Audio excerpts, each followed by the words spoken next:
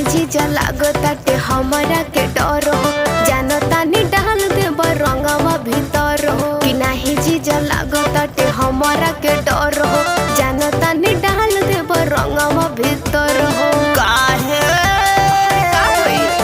काहे जीजा से अपन जालू, घरे में जाके घुस जालू, घरे में जाके घुस जालू। हे साली साली होली एक दिन अगर आलू, घरे में जाके घुस जालू, घरे में जाके घुस जालू।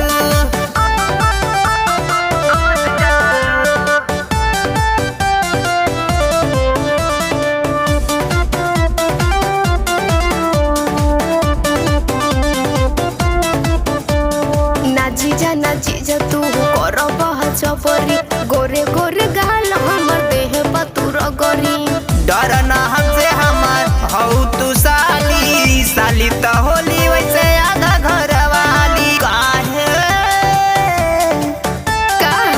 काहे जीजा से अपन जालू, घरे में जाके घुस जालू, घरे में जाके घुस जालू। साली होली एक दिन अगर आलू, घरे में जाके घुस जालू, घरे में जाके घुस जालू।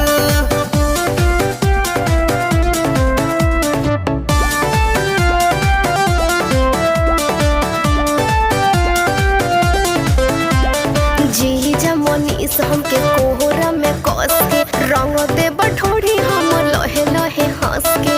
डालब नाही रंगवा भीतर कर तू यकीन हो, खेलू संगे होली दी हम सूट रंगीन हो। डरना डरना तू हमसे हमर साली, लागेलू आधा घर